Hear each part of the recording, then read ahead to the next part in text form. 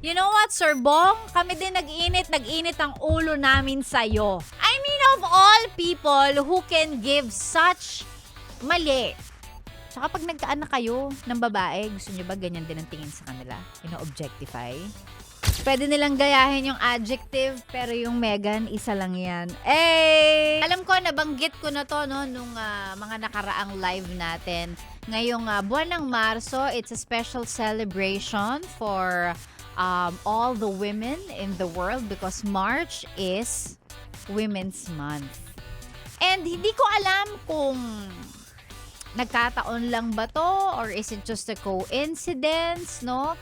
Feeling ko naman hindi sinasadya, but what a way to be trending and relevant yung buwan ng Women's Month, ano.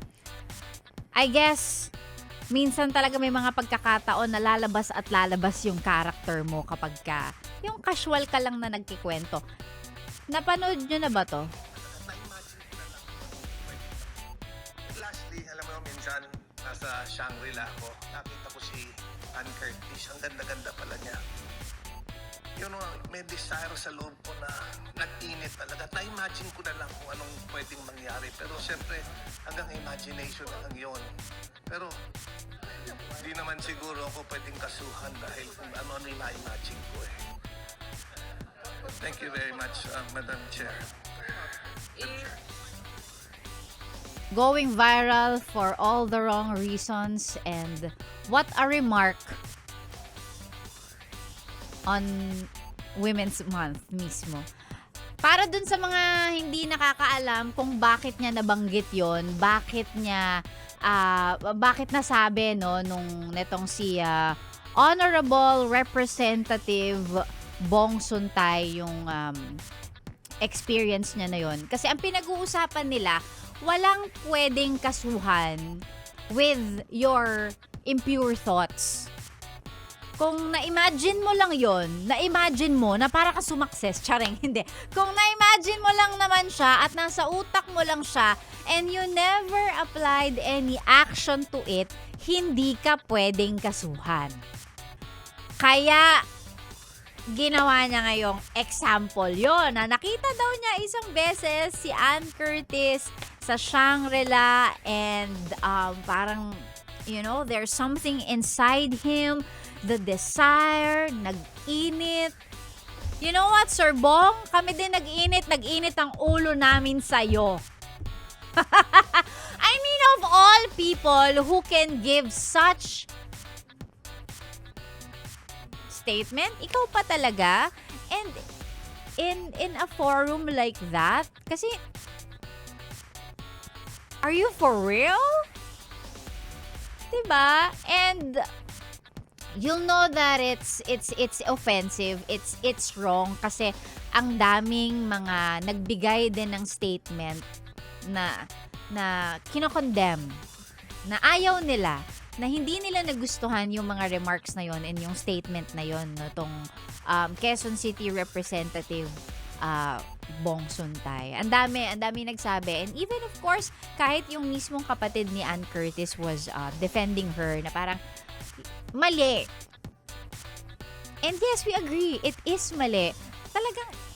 Talagang I'm coming from someone who has power, who is a politician. Sige, naiintindihan natin. Syempre, kasi mabait tayo eh. Okay, naiintindihan natin na sige, it was just an example. Hindi ako high blood. Nagka-comment, high blood ka na naman. Hindi ako high blood. Oo nga, it was just an example. Pero kung matino ka namang magbigay ng example and for someone who is ini-expect, someone who is intelligent, who knows what he is saying, talagang magbibigay ka ng pangalan. And for a session, yung ganun, formal tayo dun eh. For you to mention someone's name, someone who is respected, someone who is married, parang mali. You know what? Yesterday, I had the privilege to talk to a very respectable, honorable, ginagalang na one of, familiar faces on TV. He's one of the admirable generals in Philippine Navy. Meron siyang nabanggit, no? Meron siyang nabanggit na statement. If you know what to say, but you don't know how to say it, sayang lang yung talino mo. If you know what to say, tama naman yung sinasabi mo, but you don't know how to say it, it's useless. Your knowledge is useless. So to Sir Bong, naiintindihan naman namin na nag-example ka lang, okay? Tama naman, I guess. Nag-example ka. But with how you say it, kung paano mo dineliver yung thought na gusto mong iparating, mali. Women's Month pa talaga, be. Kaloka ka, 'di ba? And I guess it's also the right venue, or the right pagkakataon, opportunity to mention we have laws, protecting women para sa mga ganito, because dahil of course may iba na offend, sasabihin na naman ng iba napakabalat sibuyas nyo naman. Hindi naman natin makokontrol yun kung nakaka-offend sa kanila. And mind you, there are laws, no? Para sa mga ganyan. Yung meron tayong kung tawagin Safe Spaces Act, or I think yun yung bawal bastos law. And it's protecting women, yung bawal ka magbigay ng offensive and sexually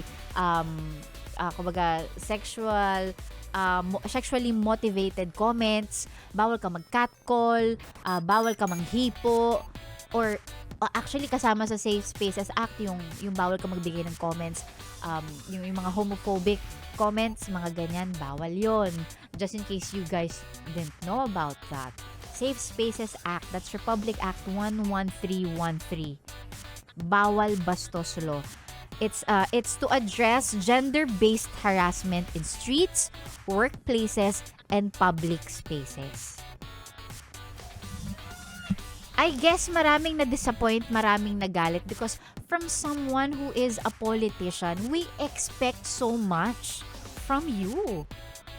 Tapos ganun ka 'di ba? Ganun ka magbigay ng example. Sige, sabihin mo na lang example 'yon. Matalino ka naman, magbigay ka ng mas magandang example rather than that. 'Di ba? Mentioning someone, and with how he gave the example is talagang it's parang makikita mo na ito yung experience niya talaga yon, siya talaga yon.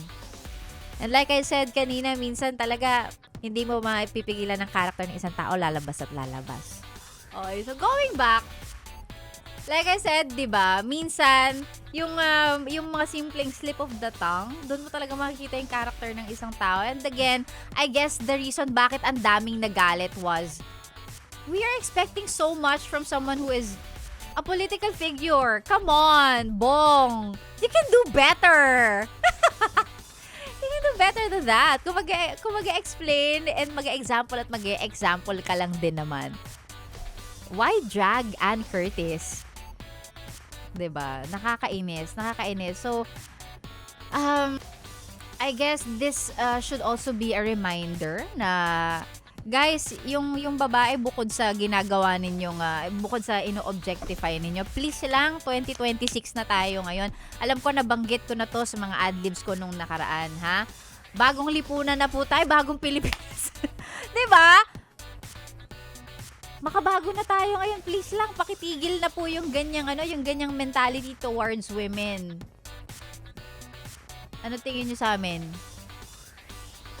Kaanakan lang? Sa bahay lang?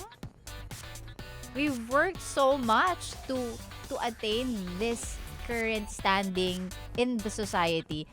Ngayon, ang babae nakakaboto, may mga babae kang presidente, leaders, political figures, women who are trailblazers, kung tawagin nila, women who do everything they can to make change, to take up space and make change.